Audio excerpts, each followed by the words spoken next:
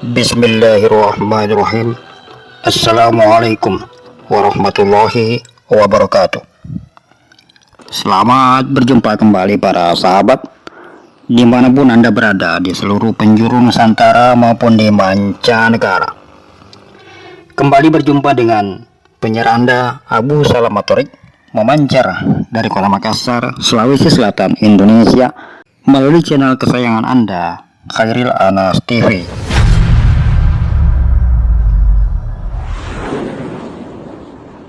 Pada edisi kali ini, Khairil Anas TV akan berceloteh dengan sebuah topik berjudul dakwahnya sembunyi-sembunyi, pengurusnya saling mencurigai. Selamat mengikuti dan tetap merdeka. Sahabat Khairil Anas TV, secara umum kaum muslimin memahami bahwa agama Islam adalah agama dakwah, yaitu agama yang harus disebarkan secara luas kepada seluruh manusia, sehingga dapat dikatakan bahwa antara Islam dan dakwah adalah dua unsur yang harus saling bersenyawa, saling berkaitan erat dan tidak bisa terpisahkan.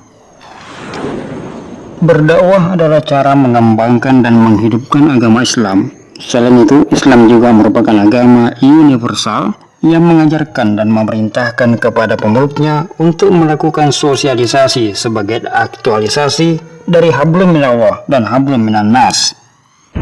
Sehingga dengan demikian, dakwah yang wajib dilakukan dalam menghidupkan dan mengembangkan Islam ini tidak hanya terbatas kepada sekelompok orang saja, tetapi untuk disebarkan kepada seluruh umat manusia sebagai wujud daripada pelaksanaan fungsi kodrati seorang muslim yang menjalankan tugas kerisalahan berupa amar ma'ruf nahi mungkar kepada seluruh manusia, agar tercipta kehidupan masyarakat yang mengetahui dan memahami cara mengamalkan Islam dengan cara mengimaninya.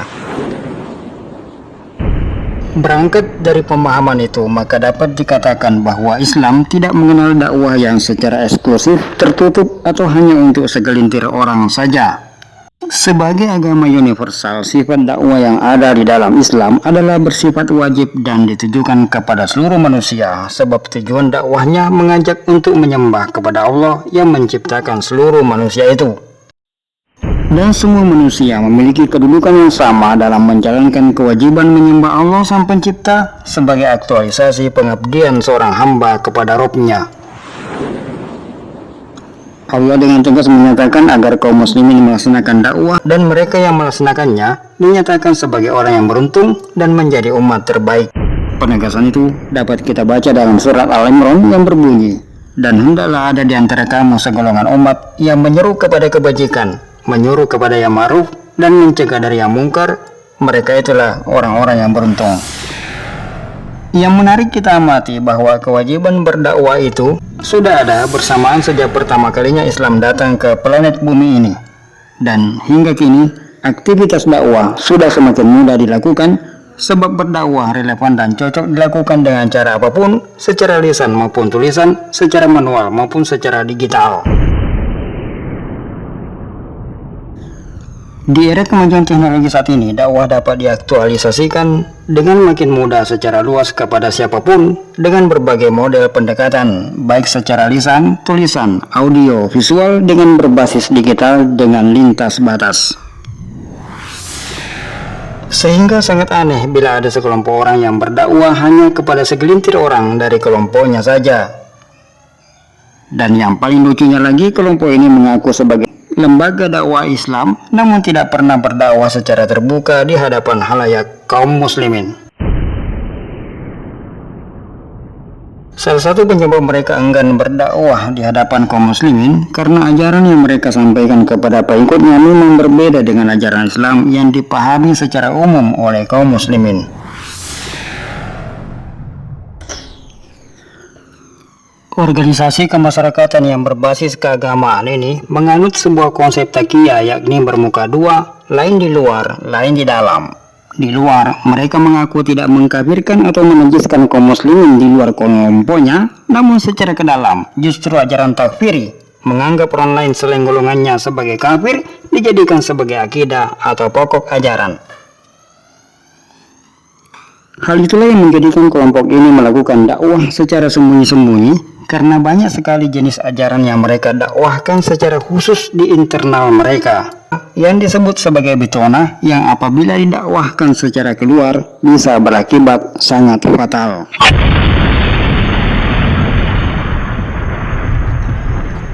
Sebelas poin ajaran kelompok LDII atau Lembaga Dakwah Islam Indonesia ini antara lain: 1. Orang Islam di luar kelompok mereka adalah kafir dan najis, termasuk orang tua atau anak mereka sekalipun. 2. Ketika ada orang luar kelompok mereka yang sholat di masjidnya, maka bekas tempat sholatnya dicuci karena dianggap terkena najis. 3. Wajib hukumnya taat kepada amir atau imam mereka, ta'zim, karena merupakan salah satu syairullah. 4. Wajib berbaiat kepada amir, sebab mati dalam keadaan belum baiat kepada amir atau imam LDII adalah mati jahiliyah.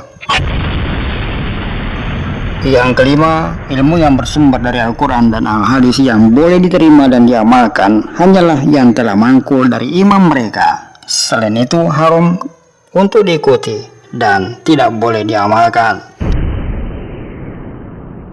6. Haram mengaji Al-Quran dan Al-Hadis kecuali kepada imam atau amir mereka. Yang ketujuh, dosa bisa ditebus kepada sang amir atau imam, dan besarannya tebusan tergantung besar atau kecilnya dosa yang diperbuat, dan itu ditentukan oleh amir mereka.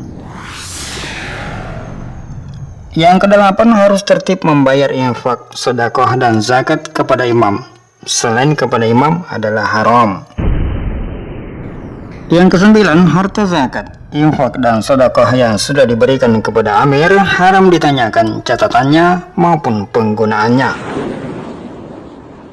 Yang kesepuluh, haram sholat di belakang imam yang bukan dari kelompok mereka. Kalaupun terpaksa, harus diniati sebagai sholat sendiri dan diulangi setelah kembali. 11. Haram menikah dengan orang Islam di luar kelompok mereka. Itulah beberapa bentuk-bentuk pokok-pokok ajaran yang ada di dalam lembaga atau organisasi berbasis keagamaan tersebut. Saat ini, aktivitas pengajian yang mereka lakukan semakin tertutup, menyusul terjadinya gelombang hijrah dan makin banyaknya pengikut mereka yang berubah pemahaman. Hal itu menjadikan pengawasan di setiap kegiatan makin diperketat. Bahkan seluruh peserta yang ingin mengikuti kajian di internal mereka dilarang membawa HP, dilarang keras untuk merekam dan menyebarluaskan materi-materi pengajian mereka. Larangan keras ini semakin diperketat setelah beberapa materi pengajian mereka bocor keluar. Tapi kalau ada orang jamaah sudah remaja ngikuti pendidikan ya sejak cabai rawit, pra remaja, remaja menjelang nikah, kok sampai nikah dengan orang luar, nah itu gagal berarti itu. Gagal keperatal menjadi mu'alaf lagi gitu loh. Ya, orang baru kemarin masuk jamaah ya itu orang kemarin itu loh. Ya itu. Loh, karena apa? Nah, berarti kepahamannya sejak mendidik sejak kecil nggak ada gunanya itu, nggak ada kepahaman, nggak ada apa itu. Nah itulah. Nah, sama dengan orang jamaah dewasa sudah akhir hayatnya itu loh, delalah kok ya terpengaruh lah. Ya sudah berarti gagal. Mestinya itu sampai husnul khotimah, kok enggak sampai husnul khotimah, terpengaruh salafi lah, terpengaruh lain-lain lah, sehingga keluar dari jamaah lah, itu sudah berarti ya gagal. Nah, tapi kalau pendidikan generasi penerus sudah mulai. Khalifah Umar bin Abdul Aziz telah mengingatkan kepada kita dengan sebuah pernyataannya mengatakan, jika engkau melihat ada sekelompok orang yang berbisik-bisik membicarakan masalah agama tanpa ingin diketahui orang lain, maka ketahuilah bahwa mereka itu di atas landasan kesesatan. Pernyataan ini dapat kita baca dalam kitab Ad-Darimi nomor 307. Dan fakta itu terlihat nyata di depan kita. Sejumlah kelompok-kelompok yang melakukan penyimpangan pasti akan melakukan dakwah secara sembunyi-sembunyi. Mereka memilih orang-orang yang memiliki pemahaman agama yang pas-pasan untuk dijadikan korban dan kemudian berusaha memelihara mangsanya itu dengan cara mencegah mereka mengikuti pengajian-pengajian di luar kelompoknya. Dengan mengatakan bahwa pengajian lain selain kelompoknya adalah salah semua dan hanya pengajiannya saja yang paling benar. Dan ujung-ujungnya, para pengikut golongan ini kemudian didoktrin dengan berbagai pemahaman yang menyimpang. Padahal seluruh kaum muslimin memahami bahwa agama Islam ini diturunkan oleh Allah dan disesuaikan dengan fitrah manusia. Tidak ada satupun dari ajaran Islam yang bertentangan dengan fitrah manusia yang menyebabkannya harus disampaikan hanya untuk segelintir orang saja.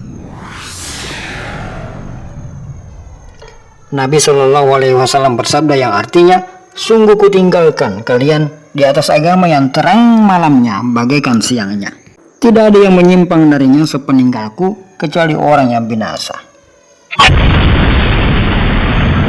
Hadis riwayat Ibnu Majah nomor 43 dari Irbad bin Sariyah.